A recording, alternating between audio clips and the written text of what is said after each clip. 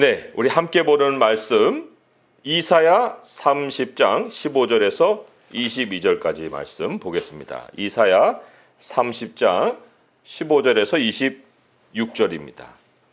주 여호와 이스라엘의 거룩하시니가 이같이 말씀하시되 너희가 돌이켜 조용히 있어야 구원을 얻을 것이요 잠잠하고 신뢰하여야 힘을 얻을 것이거늘 너희가 원하지 아니하고 이르기를 아니라 우리가 말 타고 도망하리라 하였으므로 너희가 도망할 것이요 또 이르기를 우리가 빠른 짐승을 타리라 하였으므로 너희를 쫓는 자들이 빠르리니 한 사람이 꾸짖은즉 천 사람이 도망하겠고 다섯이 꾸짖은즉 너희가 다 도망하고 너희 남은 자는 겨우 산꼭대기 깃대 같겠고 산마루 위에 기치 같으리라 하셨느니라. 그러나 여호와께서 기다리시나니 이는 너희에게 은혜를 베풀려 하심이요 일어나시리니 이는 너희를 긍휼히 여기려 하심이라. 대저 여호와는 정의의 하나님이심이라. 그를 기다리는 자마다 복이 있도다. 시온에 거주하며 예루살렘에 거주하는 백성아 너는 다시 통곡하지 아니할 것이라. 그가 내 부르짖는 소리로 말미암아 내게 은혜를 베푸시되 그가 들으실 때에 내게 응답하시리라.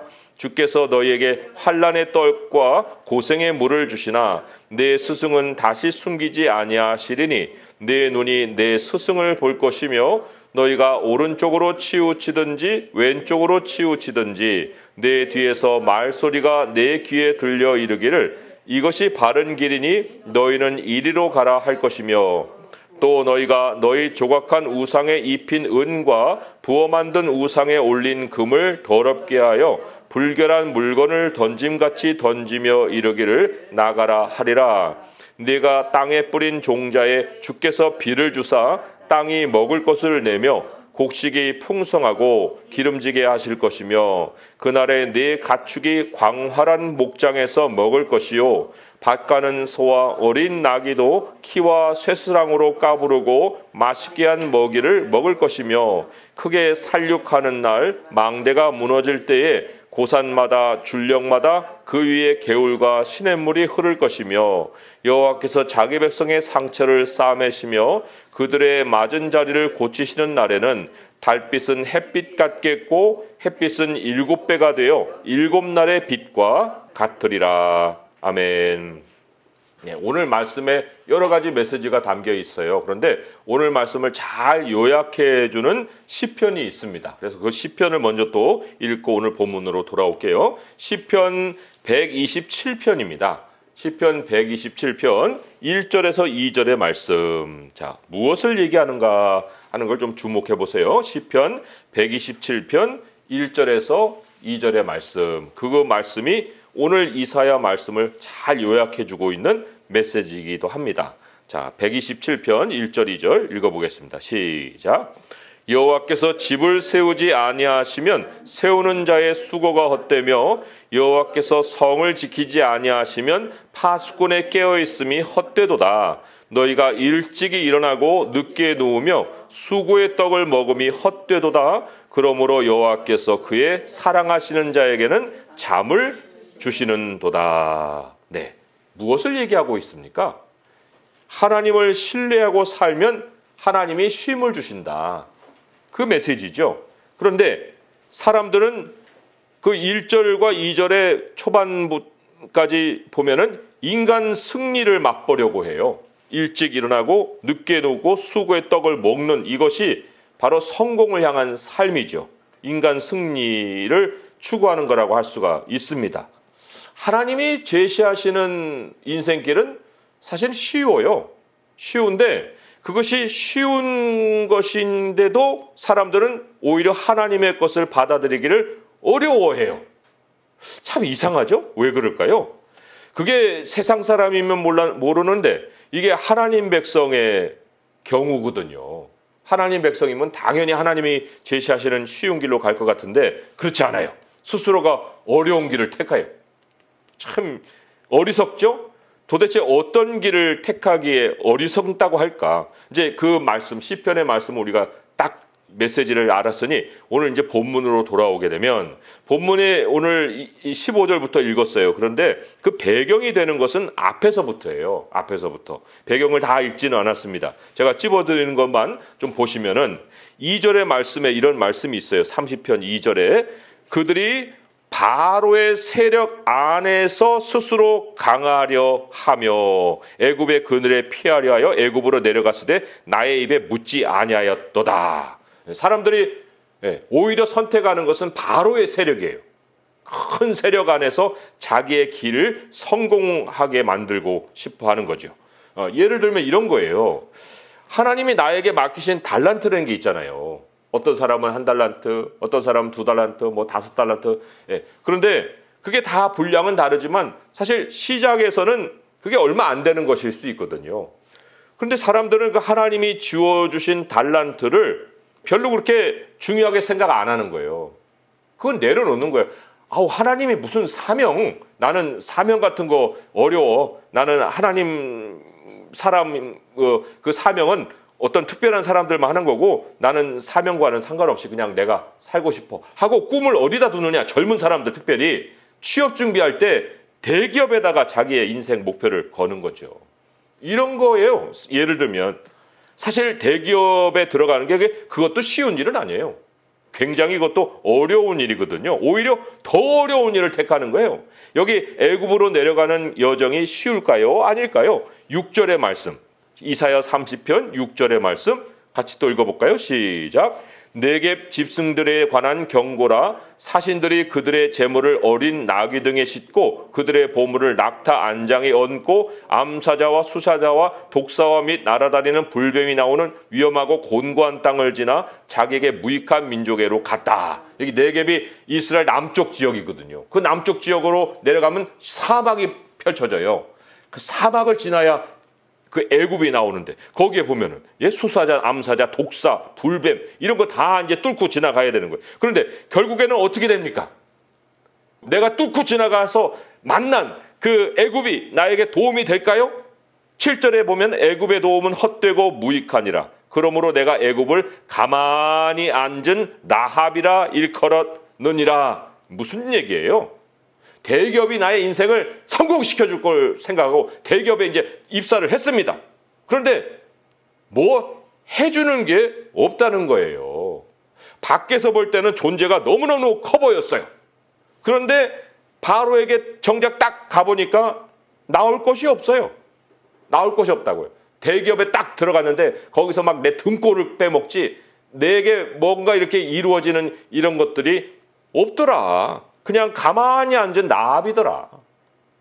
참 우리가 뭐 이런 그 예를 여러 가지로 들어볼 수가 있어요. 많은 사람들이 한국 사람들이 특별히 인생의 모든 꿈을 직장만에다 두죠. 그래서 먹을 것도 못 먹고 또 쉬지도 못하고 또 그렇게 해가지고 이제 어느 정도 나이가 들어서 아파트를 장만했다고 치시죠. 그리고 요즘 뭐 아파트가 많이 올랐으니까 뭐 20억이 되었다가 한번 생각해 보세요. 그러면은 이야 이제 그 아파트 안에 딱 앉아 있어요. 이야 그거 못 가진 사람들은 그 20억 아파트 안에 살면은 깨가 쏟아질 것 같지요. 깨는 무슨 깨가 쏟아집니까? 그 아파트는요 그냥 가만히 앉아 있는 라합과도 같은 거예요. 가만히 있을 뿐이에요. 아파트는 그게 내 인생을 돕는 게 아니에요. 그 안에 앉아 있을지라도 나는 계속해서 움직여야 되는 거예요. 내 인간 승리를 위해서 그거를 장만을 했는데 그런데 그 인간 승리를 위해서 장만해놓은 그것이 나에게 아무 도움이 되지 않고 그 안에서 나는 계속해서 헐떡이고 있다. 그러면 그것을 내가 인간 승리라고 얘기할 수 있을까요? 그러면 그런 코스 아니고 다른 코스가 있어요? 그렇게 사는 거 말고 다르게 인생을 사는 길이 있냐고요? 왜 없습니까? 하나님께서 일찍이 우리에게 제시하신 그 쉬운 길이 있잖아요.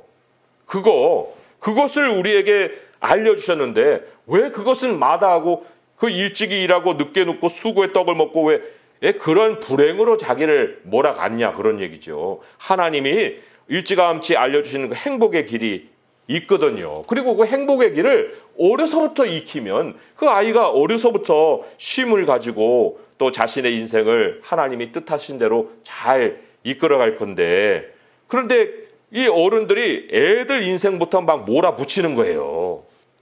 그래서 애들 삶에도 풍요가 있고 그 나름대로 즐거워할 수 있는 여러 가지 기회들이 있는데, 이제 그런 것들을 다 누리지 못하고 그냥 황량한 광야를 지나가듯이 애들이 그냥 그 정신으로도 막 병들고 막 이런 힘든 일을, 힘든 삶을 어렸을 때부터 살게 된다는 거죠. 과연 하나님은 우리에게 어떠한 길을 제시하실까? 오늘 말씀에 15절의 말씀이 하나님이 제시하시는 인생길을 잘 얘기해 주고 있어요. 한번 읽어볼까요? 15절 시작. 주 여호와 이스라엘의 거룩하신 이가 이같이 말씀하시되 너희가 돌이켜 조용히 있어야 구원을 얻을 것이요 잠잠하고 신뢰하여야 힘을 얻을 것이거늘 너희가 원하지 아니하고. 그랬죠. 여기 이제 조용히 있다는 것은 쉼을 가져라.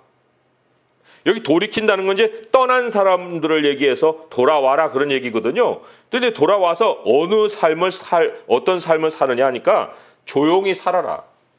쉼을 가지고, 그리고 이 잠잠하고 신뢰해야 힘을 얻는다. 쉬면서 하나님을 의지하여라.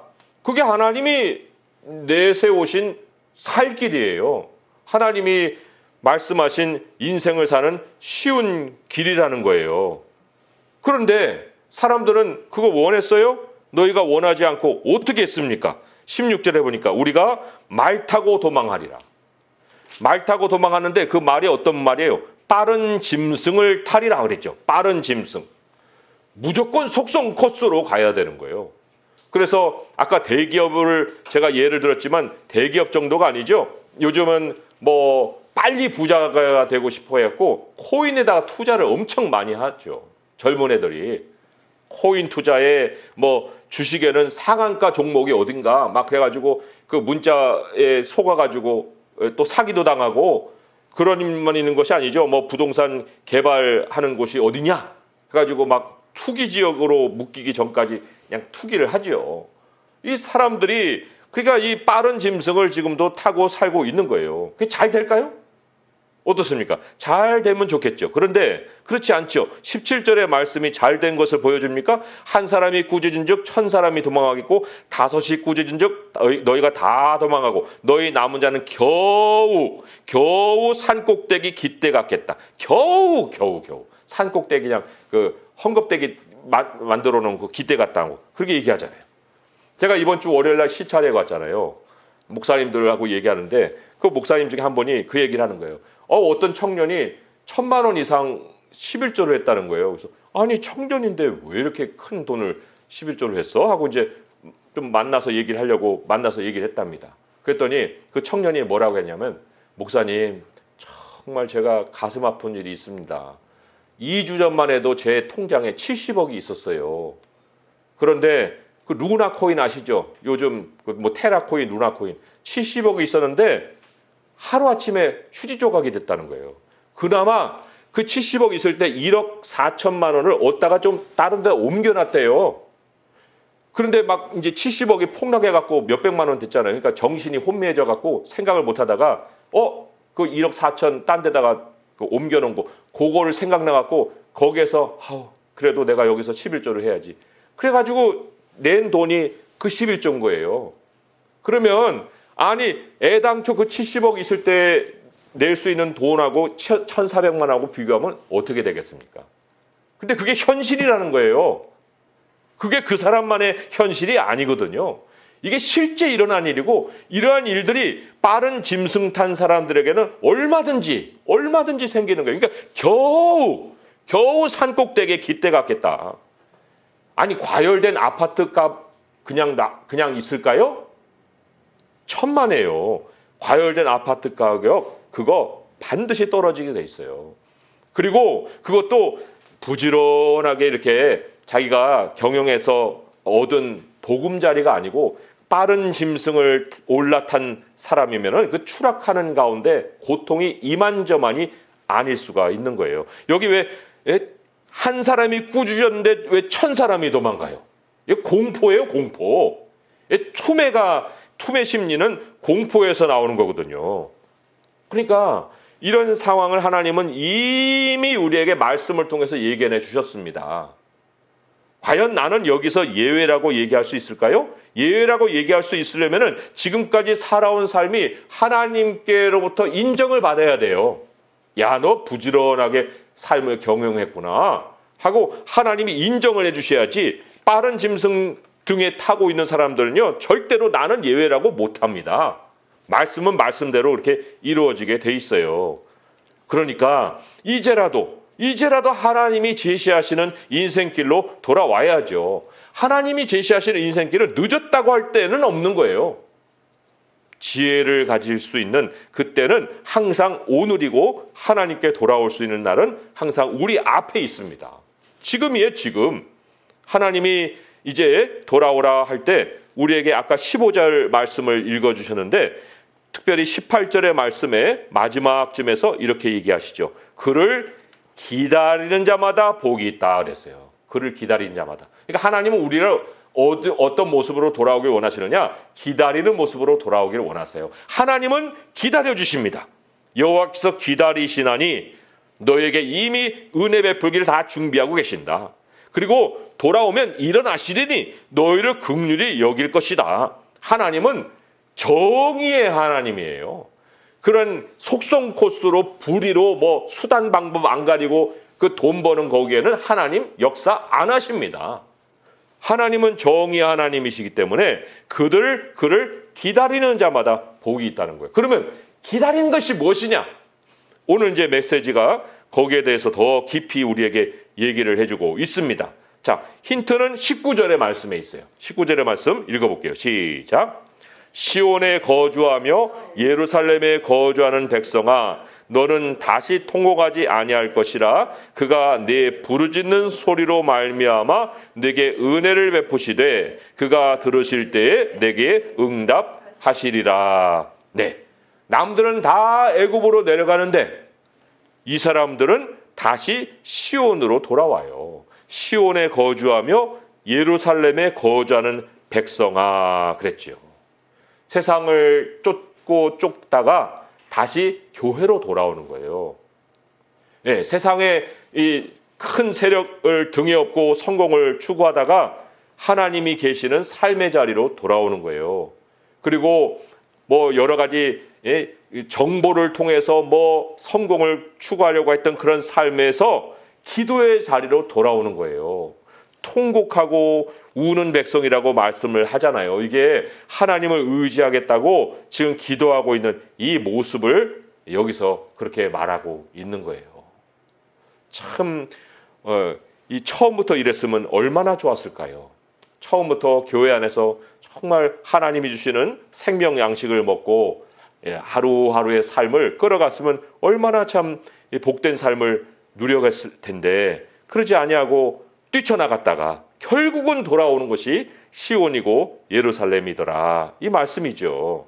참 하나님이 20절에 보면은요, 하나님께로 돌아오게 하기 위해서 사용하시는 그 방편이 있어요. 여기 주께서 너희에게 환난의 떡과 고생의 물을 주신다 이랬거든요. 환난의 떡과 고생의 물을 주신다. 이거는 우리 이 삶에, 예를 들어서 아까 이제 뭐 굉장히 비싼 아파트에 우리가 들어앉아서 살고 있다. 뭐 연봉이 1억이다. 그런데 연봉은 1억이고 집은 20억인데 맨날 사는 모습을 보니까 밥에 소금 반찬이에요. 그냥 아끼는 것밖에 모르지 누리는 것을 한 번도 행해본 적이 없어요. 삶에 계속 쫓기지 풍성함이 없다는 거예요. 하나님이 그렇게 만드시는 겁니다. 환난의 떡과 고생의 물이에요. 풍성함이 없어요.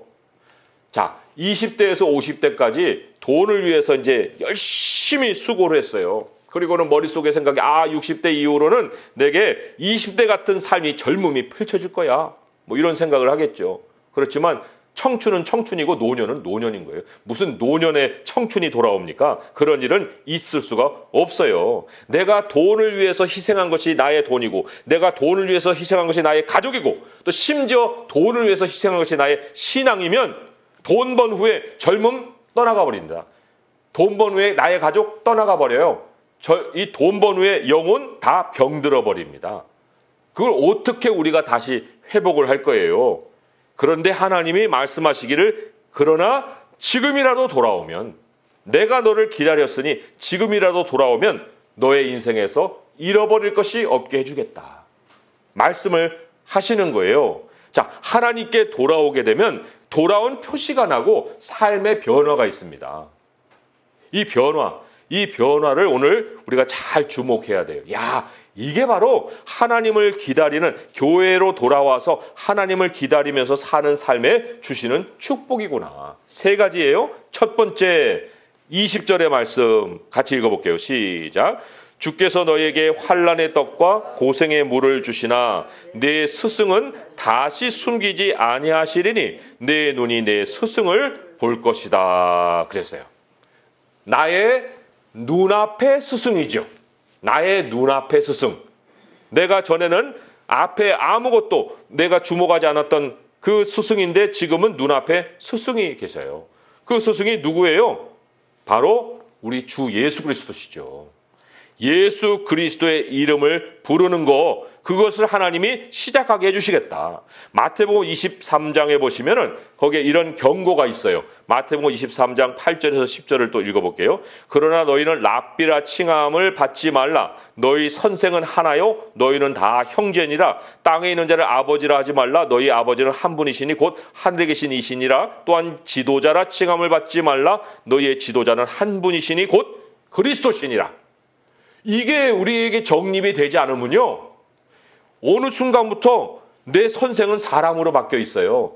그리고 어떤 위대한 인물을 내 아버지 쫓아다니는 내 모습을 보게 돼요. 그리고는 그 사람을 지도자로 삼고, 그 사람이 나의 인생을 다 책임져 줄 거뭐냐, 그 졸졸졸 따라다니는 거예요. 근데 하나님은 말씀하시기를 너의 선생은 한 분이야. 너의 지도자는 바로 그리스도시요. 누구를 지도자라고 얘기할 것도 없고 너도 지도자가 아니야 라고 말씀을 하십니다. 그러니까 하나님께로 돌아온 사람의 그 중심에, 눈에는 오직 스승이 누구예요? 예수 그리스도십니다. 무엇이라도 예수 그리스도의 이름을 부르면서 하나님, 나 가르쳐 주세요. 나 몰라요. 나 지혜가 없거든요. 하나님이 앞서 주세요. 이거죠. 이 변화가 생기는 거예요. 두 번째, 21절의 말씀 또 읽어보겠습니다. 시작. 너희가 오른쪽으로 치우치든지 왼쪽으로 치우치든지 내 뒤에서 말소리가 내 귀에 들려 이르기를 이것이 바른 길이니 너희는 이리로 가라 할 것이며. 그렇죠. 치우치는 경우는 이제 그렇게 살다가도 또 순간 또 우리 앞에 스승을 잃어버려요. 주목을 하지 않아요. 그러면 이게 치우쳐지죠. 길을 잃어버리죠. 뒤에서 말소리가 들리는 거예요. 앞에서 말소리가 들려야 되는데 뒤에서 말소리가 들린다. 이게 무슨 얘기냐? 이게 바로 성령의 소리를 체험하는 겁니다. 그러면 성령의 소리가 뭐 우리에게 항상 음성으로만 들릴까요? 그렇지 않아요. 뭐 예를 들어서 돈 지갑을 잃어버렸다. 오늘 멀쩡하게 운전하다가 차 사고가 났다. 그리고 또 뭐 일이 틀어져서 잘 안 된다. 길이 막히는 일들을 여러 가지로 우리가 체험하잖아요. 그 왜 막힐까요? 그게 소리예요. 하나님이 들려주시는 소리예요. 너 거기를 가면 안 돼. 거기에서 너 반드시 정리할 것이 있어. 앞으로 못 가는 거야. 라고 뒤에서 치우친 길을 바른 길로 돌려주십니다. 그러면 그 하나님이 돌려주실 때 우리 마음속에 생각나게 하는 것이 딱 한 개 있어요. 22절의 말씀이 이거죠. 또 읽어볼게요. 시작. 너희가 너희 조각한 우상에 입힌 은과 부어 만든 우상에 올린 금을 더럽게 하여 불결한 물건을 던짐같이 던지며 이르기를 나가라 하리라. 그렇죠. 하나님이 그 마음속에 뭐를 제거해 주고자 하시냐? 우상입니다. 그 우상의 대표가 뭐냐면 돈이에요. 여기 은도 금 다 돈이, 돈과 관련된 것이 내 머리에 자꾸만 차오를 때 하나님이 뒤에서 목소리 들려주신다는 거예요. 너 아니야 그거. 내가 너를 쉬게 해준다니까? 내가 너에게 길을 열어준다니까? 너가 너 방식으로 하는 게 아니거든? 그러니까 이게 멈춰지는 거예요. 그러니까 우리는 늘 앞에 하나님의 말씀을 두고 스승으로 삼고 살아가야 되고, 그리고 그러지 못하고 때로 곁길로 갈 때 하나님이 들으시는 소리에 민감하게, 아, 이거 그냥 일어나는 일이 아니구나 라고 또 우리는 그 성령의 소리에 귀를 열고 살아야 된다는 거죠. 그러면 세 번째로 오는 변화는 뭐냐? 이거 굉장한 변화예요. 23절부터 해서 26절까지 변화인데, 제가 좀 요약해서 말씀드리면은 이제 풍요가 시작을 하는 거예요. 아까 밥에 소금 반찬만 먹는다고 그랬죠. 이제 그게 아니에요. 아침에 일찍 일어나지 않고 저녁에 늦게 눕지 않고 쉼을 가지고 살아도 하나님이 풍성한 것을 약속해 주신다. 짐승까지도 풍성하게 먹게 해주신다고 얘기하잖아요. 23절, 24절이 그 풍요함을 얘기해 준 거고요. 25절에 다른 사람들이 다 무너질 때, 그죠? 망대가 무너지고 고산마다 줄령마다 다 살육하는 일이 있을 때 너에게는 개울과 시냇물이 흐른다. 회복을 약속해 주시는 거예요. 그뿐만 아니라 26절에 치유가 있을 것이다 라고 얘기하죠. 여호와께서 자기 백성의 상처를 싸매시며 그들의 맞은 자리를 고쳐주신다. 이 상처와 맞은 자리는 환난과 고생의 떡을 먹으면서 보낸 모든 세월이에요. 그 세월을 하나님이 이제 다시금 바꿔주시겠다. 어떻게 바꿔요? 빛이 있는 세상으로. 빛이 있는 세상으로 바꿔주겠다. 달빛은 햇빛 같겠고 햇빛은 7배가 되어 7날의 빛과 같으리라. 이게 무엇을 암시해요? 그동안에는 어두웠다는 거예요. 삶이. 어둠 속에서 살았다는 거예요. 어둠은 곰팡이 피죠. 어둠은 벌레가 끌죠. 거기에서 영혼이 어두우면 삶도 어두워지는 거거든요. 그러니까 모든 것이 우울하고 의욕이 없고 몸은 기운 빠지고 아침에 일어나서 나가고 싶지 않은데 나가야 되고 뭐 이런 여러 가지 이제 이 삶들이 바뀌어요. 빛으로. 이 빛, 7날의 빛과 같다. 이 빛이 누구냐? 바로 예수 그리스도예요. 예수 그리스도를 우리의 모든 일의 스승으로 삼으면 우리 안에 빛이 비춰진다. 7날의 빛과 같다. 일주일 내내 하나님이 아침 저녁으로 하나님이 인도하시는 그 빛 가운데 살게 해 주실 것이다. 더는 잃어버리는 삶이 없을 것이다. 네 삶의 어두움이 떠나갈 것이다. 약속을 해 주시는 겁니다. 이 빛, 오늘 우리 말씀을 맺으면서 이 빛된 예수님을 우리 좀 이사야서에서 만나보고 말씀을 맺도록 하겠어요. 이사야 9장의 말씀이에요. 9장의 말씀 다 한번 같이 찾아보겠습니다. 이사야 9장의 말씀에 1절부터 해서 7절까지 말씀을 우리 한 목소리 읽고, 야, 바로 이게 바로 빛된 삶이구나. 우리에게 찾아오신 예수 그리스도가 어떤 분이신지를 내가 알 때 그분이 나의 모든 삶을 경영하시는구나 라는 걸 깨닫게 되는 거예요.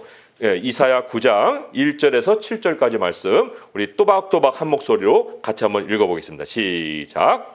전에 고통받던 자들에게는 흑암이 없으리로다. 옛적에는 여호와께서 스불론 땅과 납달리 땅이 멸시를 당하게 하셨더니 후에는 해변 길과 요단 저쪽 이방의 갈릴리를 영화롭게 하셨느니라.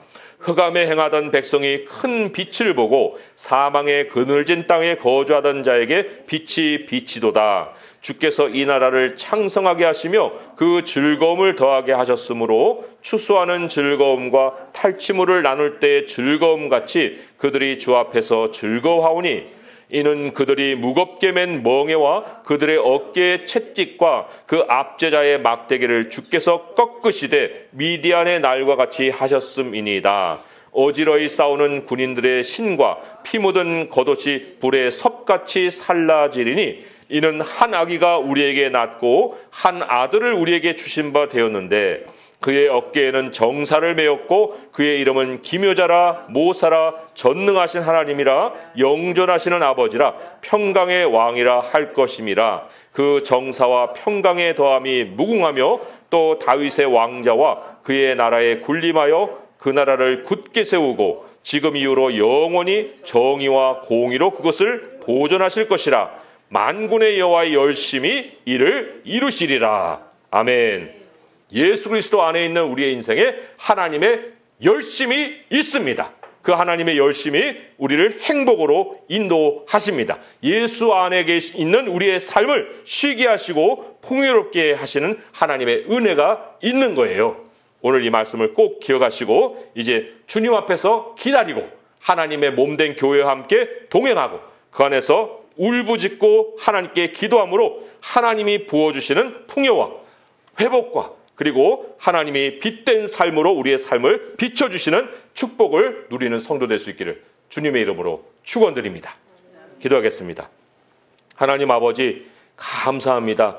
우리가 손대는 것마다 얼마나 참 많은 실수가 있고 또 거기에는 우리가 결국은 제자리로 돌아오는 그러한 시간 낭비가 있습니다. 아버지, 우리들의 삶의 목표는 성공이 아니라 하나님과의 동행입니다. 하나님이 앞서실 때 우리는 뒤따라가면서 그 풍요를 맛볼 수 있습니다. 아버지여, 정말 산꼭대기에 그 겨우 남은 깃발과 같은 인생이 되지 않기를 원합니다. 하나님께서 우리 이 땅에서도 풍요를 누리고 영원한 상급도 얻는 삶을 우리 하나님이 가르쳐 주셨나이다. 이제 우리는 조용히 주님 앞에 잠잠하며 우리 하나님을 의뢰하고 주님을 기다리나이다. 아버지여, 우리 인생의 모든 목표가 바로 주를 위해 사는 것이 되게 하여 주시옵고 어떤 일이라도 우리 주 예수 그리스도의 이름을 부르게 하여 주시옵소서. 우리 주님이 은혜 가운데 우리의 삶을 책임지시고 인도하실 줄 믿사오니 하나님이 앞서시는 삶을 누리며 살게 하여 주시옵소서. 우리 주 예수 그리스도의 이름으로 감사하며 기도합니다.